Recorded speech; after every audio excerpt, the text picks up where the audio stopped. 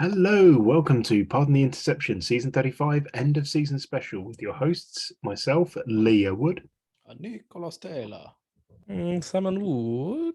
Let's take a look at what happened in the bowls this What week is it, Lee? What week is it? End of season, week 14, I think.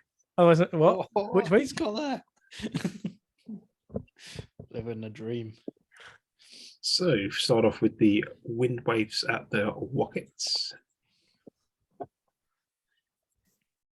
No surprises there. Yeah, Rockets won if you took off quarter one. Easy. Considering the possession domination, I'm surprised it was a 2-point game. Yeah. All right. That would suggest there's some wonky special teams going on, is there? No, not really. Interesting. Could just be Wexford. It's run bombing versus no run. That's why. So that doesn't really mean as much when someone's lobbing the ball. Oh, yeah, because the Rockets were a long passing team. That was always going to be the wild card, because long passing teams are always a wild card, right? Yes, they are, because they can just go bam, 80 yards. Like, bam, 4 touchdowns in 2 minutes. Or, oh, I'm doing nothing. Unfortunately, a bit too much of doing nothing and not so many. Bam, bam, thank you, ma'ams. But yeah, it's interesting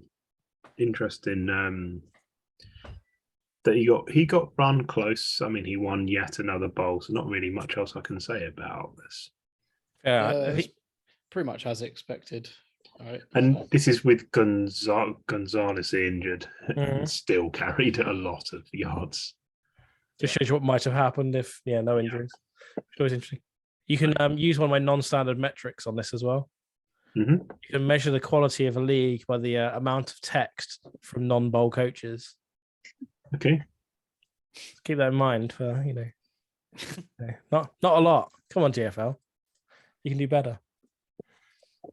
Okay, yeah, look at the Avalanche and Snow Bears. Another heartbreak for the Avalanche. Well, we knew this was happening. We knew this was happening because you predicted Lee was going to lose. That's how it's worked all postseason. Mind you, wasn't this like really close at the end of the game? Like, went to overtime. No, I mean like before overtime. Can't remember which one it was.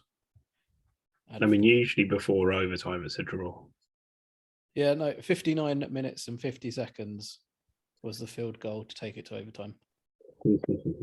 That's what I mean. And as an egotistical coach emailed in and pointed out, he believes he's the first ever 6th seed to win a bowl. Yep. If anyone wants to try and prove him wrong, please. I mean, please, someone prove him wrong. Yeah, if you can find anyone, I'll give you a Twix. As opposed to these two guys, I'll congratulate you. Congratulations, Lee. We actually did get a shout out in the comments. Where's that? Here. Oh. I'm pretty certain Simon was full on fanboying for Lee, like the entire playoffs, right? At least I talked about him, better than not talking about him, right? You got to enjoy the twats of the league, right? There's no stopping him. It's going to keep. The thing is, Lee, is we've got a very good idea what the Avalanche's roster was like. No comment. To be fair, it's quite impressive. That's a lot of first downs. I know that's what that team's going to do, but to be fair, Lee did a great job of shutting down the run, which is always interesting. That's a huge. Yeah, still managed to pass for 500 yards though. But Hill makes the difference in most games, right? 1.7 yards per carry is not the normal Hill we see. Yeah, the Bath QB managed to run for an average of 5.1 a carry off of 36 carries. 7 carries, but 7 carries. Sorry, I read that as the amount of carries. Yeah. Hill having 28 carries for only 48 yards is that's some work. In fact, the MVP should just be like the Bath defense at that point. Yeah. And a lot of people from outside the Atlantic commented on this as well. Yeah, the Atlantic's getting good. Anything about this game that confused me was the choice of the 4-3 from the Avalanche, but that might have been required by stuff. Because Lee's run game, I wouldn't have been too worried about, but don't know. It's interesting. Fair. Without knowing the rosters, you can't really properly analyze these things. Is always the problem. Always a problem with this game. On to the Riverton Bowl. I want to analyze. But I don't have all the information. It's a bit annoying. Analyze this. Yeah. Like what would be nice is like 10 seasons after the bowl to actually like release the roster of like what they had. Because after 10 seasons, it's irrelevant, right? Yeah. That would just be really interesting. I don't know. Like Conrad's team is getting on for still being alive after 10 seasons. So I don't think but they won 10 seasons on his roster. They might be on someone else's roster because he's traded them away, right? Yeah, but they wouldn't have won a bowl, so what does it matter? I see you're giving kick return secrets away there, Lee. Yes, because we've mentioned them on the podcast many times. Yeah. Get your 60 strong kickers out. Get them trained. Fair. If you remove the wall of text from Comrade, slightly worse than GFL, and comment volume. Yeah. Come on, Big Sky. You're not doing yourself any favors. Well, it gets to the postseason and they know who's won already. So true. What's the point? Exactly. Yeah. What's the point of watching? What's the point of commenting? So, in which case, here he goes again. We'll move on. Bowl 72. It's a shame because we always see Colin win. I mean, it's the triple motivation now. It's the Conrad Whittington rule. Ooh, an overtime squeaker for the Westies. Yeah, Badgers were like well ahead at halftime. This was an upsetting game to watch. Why is that? Because the Badgers are the best. Today, I'm a big Badgers fan. Well, as I said, if they played Strom, it would have been over in regulation. True. I'm not going to commit which direction. It's a double whammy, Nick. I love the Badgers. Don't like Gary. That's what I was fishing for. But my love for the Badgers is stronger than my hatred for the Lion. I'm guessing Strom didn't play, and that's what made the difference. Correct, yeah. Oh, I checked. Easy. Yeah, if only Strom was there. Yeah. The Badgers took it to overtime with like a 58th minute touchdown. So overtime nearly lasted 10 minutes. It's fairly long overtime. That is indeed. It's a great game, this one. Yeah, this is very close game. That's what you want to see from the bowl. That is indeed. None of this rivet shit. And then, yes, Jesus, that's a lot of text. Yes. Most of it's How much is Kendall, though. Yeah, to be fair, when you remove Kendall, there's less than the GFL. Kendall and 1, Eric. 2, Eric's like 3, a lot 4, as well. 5, 6 posts by Kendall. Okay, that's when you less make than the bowler, you've got to milk it. You just gotta milk it. Milk it for everything it's worth. Squeeze every bit out because you're not going to get back. This pretty much went how I thought it would go. Hoff just about squeaking out a win based off His of special game planning. teams. His special teams was always the difference. Did Kendall have an injury in this one? I can't remember. Yes, his quarterback was mildly killed as well, which doesn't help. Yeah. Oh, yeah, it's still done well. He But- played a different quarterback, I think. Tatlock didn't actually get injured this season. No, Armbryle was his quarterback. Which quarterback did he play? I thought they were injured. Armbryle. Was he playing injured or not? Yeah, he Lost D. played. He played with a D. Okay, so that's what, Fair minus 30? Yeah. So could have changed the result without that. Did the Hoff change his defensive formation because of that? Which actually might mean his D wasn't as relevant as it would have been. He played a 4-3 and switched to a 3-3 on long, which didn't play for long. He mainly played a 4-3. It looks like it's gone slightly more Spy defensive flex. related. Maybe it's leading to a lot more of a defensive lineup. Yeah.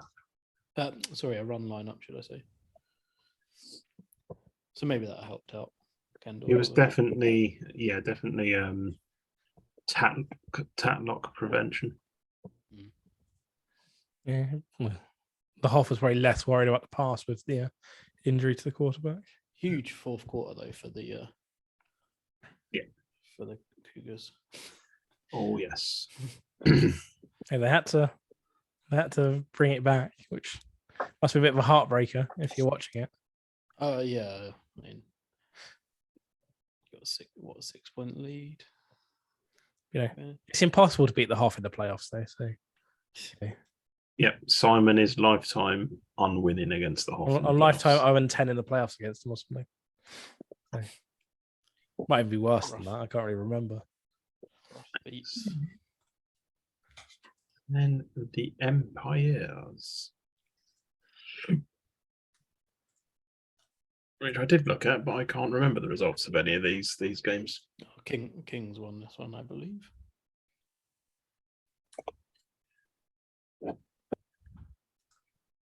Did indeed. It's a 56-minute touchdown. See, you can definitely tell I looked at it at some point because I left a comment. Maybe you were drunk. To be fair, I looked at these like maybe an hour ago because I've not had a chance to look at them. So a bit fresher in my mind this week. But yeah, fair play to the Kings. So this was one we really ummed and ahed over, right? If I remember. Yeah, we had no idea who would win. We knew it was going to be close. Yeah. And it was, I mean, like they were tied until the 56th minute. So it says a lot. And then like the Red Bulls still had they played down to the 13-yard line in the final play of the game. Yeah. So B squared, hold on. So BRB. How did we do? Bill Richard Busby. So Bushby. Turns out that looking at this, I managed to call 4 of the bowls correctly. Yeah. Simon 3, Nick I just wanted 2. some symmetry, you see. Fair enough. And what does that give the overall table?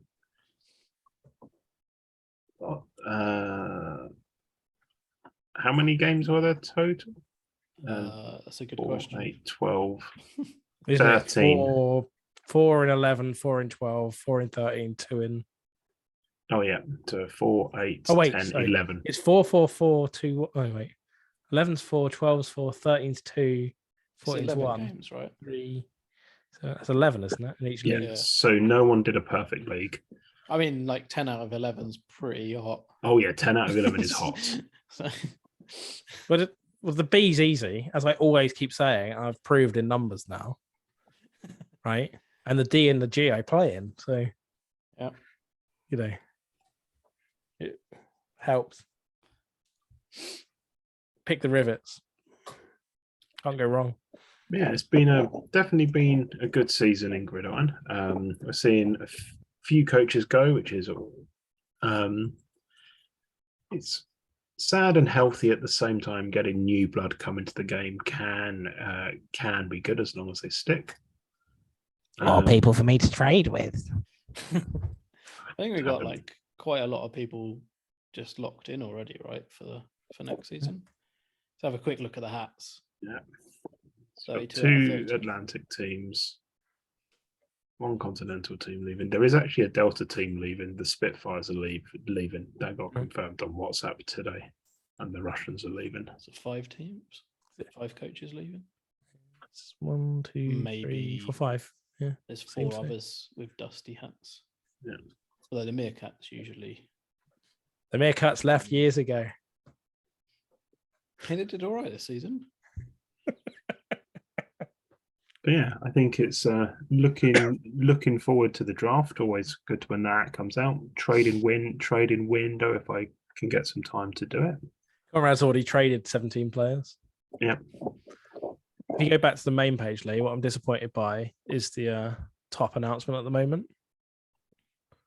This. Yeah, because it should talk about GFL Empire expressions of interest. That's obviously the league who wants to play it.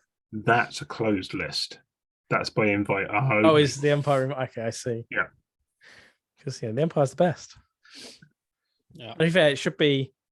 Do you want to just disband the Big Sky? Yes or no? Do you just want to reward Conrad the Bowl and start What you do- start a breakaway league? Disband all the teams in the Big Sky.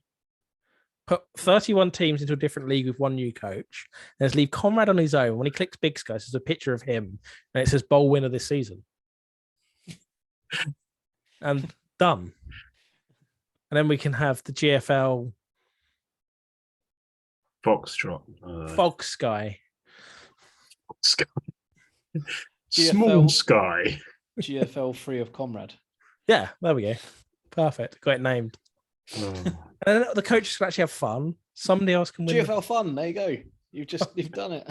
Yeah, GFL fun. Would be perfect. Hey, Solved it. Anything else before we bring it to a close? I have to say it's been a pretty fun season this season. I've really enjoyed watching all the leagues, and they've all been by the Big Sky, and even the Rivets had one close game. So all of the leagues have been pretty exciting. So yeah, it's been a good follow, and thanks to everyone for their comments. Fair. I'm still upset that I was let down by Gary fucking Stevens. You were let down by him every week from week 4. I know. Gary, come on, mate. I know you probably don't listen, but come on. Somebody tell him if you know him. Be like, oi, Gary. With that, oi, Gary, it's goodbye from me. See you next season. Bye.